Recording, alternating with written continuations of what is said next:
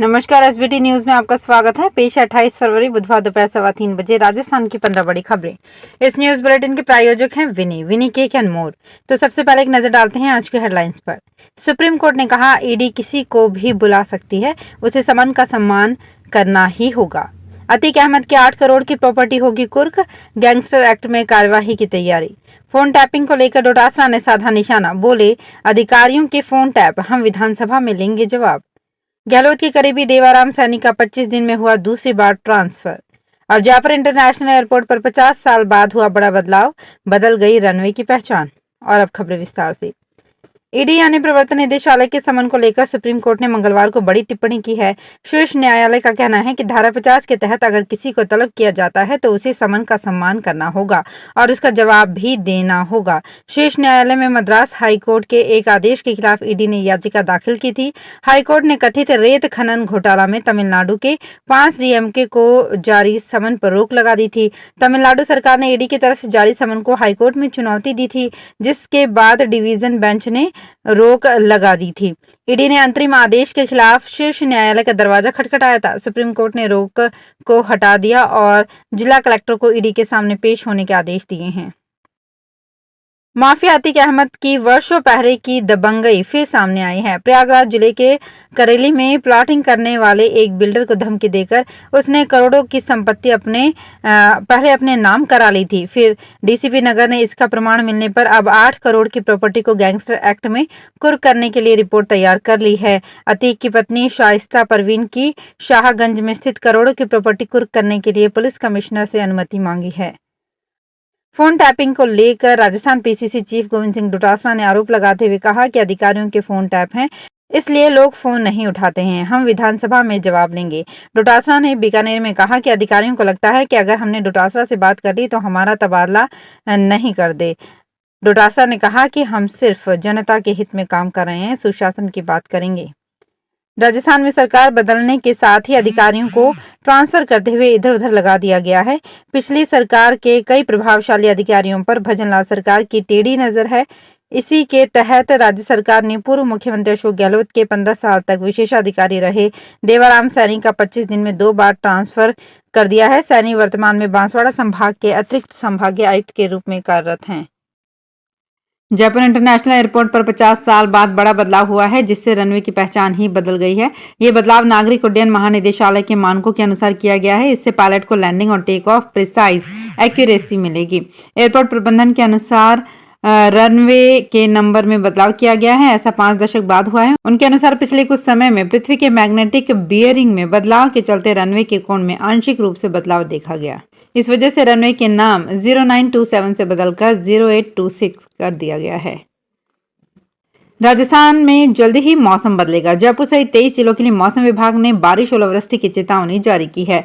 5 जिलों के लिए ऑरेंज अलर्ट तो 18 जिलों के लिए येलो अलर्ट जारी किया गया है। उधर बारिश ओलावृष्टि के बाद चली उत्तरी सर्द हवा से राजस्थान में रात का तापमान 5 डिग्री सेल्सियस तक गिर गया है। सीकर, चूरू, झुंझुनू में तापमान 10 डिग्री सेल्सियस से नीचे चला गया है। उत्तरी हवा चलने से राज्य के अधिकांश शहरों में गलन और ठिठुरन बढ़ गई है। मौसम केंद्र जयपुर के मुताबिक राज्य में बुधवार और 29 फरवरी को मौसम साफ रहने की संभावना है। 29 फरवरी की शाम से पश्चिमी और उत्तरी राजस्थान के बीकानेर, गंगानगर, जैसलमेर के एरिया में एक बार फिर से मौसम बदल सकता है। आंधी, बारिश, ओलावृष्टि का दौर शुरू होगा। राजस्थान पुलिस कांस्टेबल भर्ती परीक्षा के तहत आयोजित शारीरिक दक्षता एवं मापतौल परीक्षा का रिजल्ट जारी कर दिया गया है। गौरतलब है कि प्रदेश में कांस्टेबल के 3578 पदों पर भर्तियां की जा रही है, जिसके लिए पीईटी, पीएसटी परीक्षा का आयोजन 27 दिसंबर 2023 से 30 दिसंबर 2023 तक कराया गया था। अब इस परीक्षा में सफल उम्मीदवारों की जिलेवार लिस्ट राजस्थान पुलिस की आधिकारिक वेबसाइट पर उपलब्ध करा दी गई है। अभ्यर्थी नीचे दी जा रही लिंक पर जाकर सूची चेक कर सकते हैं। करोड़ों रुपए के महादेव सट्टा ऐप घोटाले में ईडी ने बुधवार को पश्चिम बंगाल, महाराष्ट्र और एनसीआर में 15 से ज्यादा जगहों पर छापेमारी की है। छत्तीसगढ़ में ऑनलाइन गेमिंग ऐप का घोटाला लंबे समय से सुर्खियों में है। दावा किया जा रहा है कि इस घोटाले के तार कई बड़े लोगों से जुड़े हुए हैं। ऋण वसूली न्यायाधिकरण ने व्यवस्था दी है कि यदि कोरोना काल में ऋण पर ब्याज को लेकर भारतीय रिजर्व बैंक के दिशा निर्देश वित्तीय संस्थाओं पर भी लागू होते हैं। न्यायाधिकरण ने एक मामले में ऋणी की संपत्ति पर कब्जा लेने की वित्तीय संस्थान की कार्यवाही को गलत ठहराते हुए उसे लौटाने के निर्देश दिए हैं। न्यायाधिकरण ने कन्हैया लाल शर्मा बनाम mentor home loans India private limited मामले में ये आदेश दिया। अधिवक्ता मोहित खंडेलवाल ने न्यायाधिकरण को बताया कि प्रार्थी ने एक वित्तीय संस्था से 2018 में 14 लाख रुपए का ऋण लिया। इसमें से करीब 12 लाख रुपए चुका दिए। कोरोना काल में ऋण की कुछ किस्तें जमा नहीं हुई। अब हर व्यक्ति का हेल्थ अकाउंट बनाया जाएगा। इसमें डिजिटल रूप से व्यक्ति का स्वास्थ्य रिकॉर्ड उपलब्ध होगा। इससे व्यक्ति को अनावश्यक कागजात का रिकॉर्ड नहीं रखना पड़ेगा। इसमें डॉक्टर्स की रिपोर्ट दिखाने से लेकर रिपोर्ट अपलोड कर सकते हैं। इसे एक क्लिक पर डाउनलोड किया जा सकता है। नागौर के मुख्य चिकित्सा एवं स्वास्थ्य अधिकारी डॉक्टर महेश वर्मा ने बताया कि केंद्र सरकार ने आयुष्मान डिजिटल भारत मिशन की शुरुआत की है। इसके लिए मरीज का हेल्थ रिकॉर्ड ऑनलाइन अपडेट रखने के लिए आयुष्मान भारत अकाउंट बनाया जा रहा है। अलवर के हसन खान मेवात समेत जिले के 4 ओवरब्रिज मार्च में बनने शुरू हो जाएंगे। पीडब्ल्यूडी इसकी तैयारी कर रहा है। इन ओवरब्रिज के बनने से लाखों लोगों को सीधा लाभ मिलेगा, समय की बचत होगी और जाम में जनता नहीं फंसेगी। इन ओवरब्रिज पर 130 करोड़ रुपए खर्च होंगे। शहर के राठनगर डबल रेलवे फाटक पर दिन भर जाम लगता है। हजारों लोग इसमें फंसते हैं। यहाँ लंबे समय से आरओबी बनाने की मांग चली आ रही थी। अजमेर डेयरी ने नए वित्तीय वर्ष 1 अप्रैल से अपने दुग्ध उत्पादकों को बड़ा तोहफा देते हुए दूध के खरीद मूल्य में ₹3.25 की बढ़ोतरी करने का फैसला लिया है। डेयरी अध्यक्ष रामचंद्र चौधरी ने इस संबंध में आदेश जारी कर दिए हैं। होली के बाद शुरू होने वाले गर्मियों के मौसम को देखते हुए डेयरी ने दूध की आवक में कमी न हो, इसके लिए दुग्ध उत्पादकों को प्रति लीटर ₹3.25 अतिरिक्त भुगतान करने का निर्णय लिया है। राजस्थान माध्यमिक शिक्षा बोर्ड की 2 दिन बाद यानी 29 फरवरी को आयोजित होने वाली परीक्षाओं की गोपनीयता बनाए रखने के लिए बोर्ड ने सख्त निर्देश जारी किए हैं। परीक्षार्थियों और परीक्षा संचालन में तैनात स्टाफ को इसका कठोरता से पालन कराना होगा।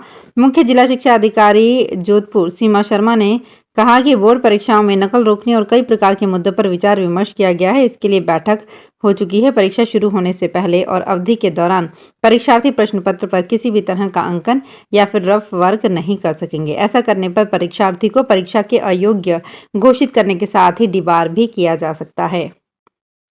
केंद्र सरकार के अंतरिम बजट में घोषित सूर्योदय मुफ्त बिजली योजना को जन जन तक पहुंचाने में डाक विभाग अहम भूमिका निभाएगा। योजना में डाक विभाग को नोडल एजेंसी बनाया गया है। पोस्टमैन और ग्रामीण डाक सेवकों को प्रशिक्षण दिया जाएगा। भीलवाड़ा जिले में 391 डाक सेवक और 70 पोस्टमैन शामिल हैं। राजसमंद में वन विभाग की ओर से जिले की 10 नर्सरी में 4,40,000 पौधे तैयार करवाए जा रहे हैं। वर्तमान में थैलियां भरी जा रही है। इसमें नीम, सहजन, कचनार, शहतूत, इमली, करंज, सुरेल, कनेर, गुड़हल, गुलाब, चमेली, आम, अमरूद, नींबू, शीशम, कचनार, पारस, पीपल सहित कई छायादार और फलदार पौधे तैयार किए जा रहे हैं।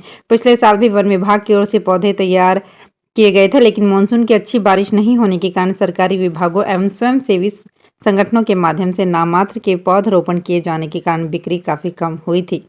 तो फिलहाल इस बुलेटिन में इतना ही। फिर हाजिर होंगे कुछ और बड़ी खबरों के साथ।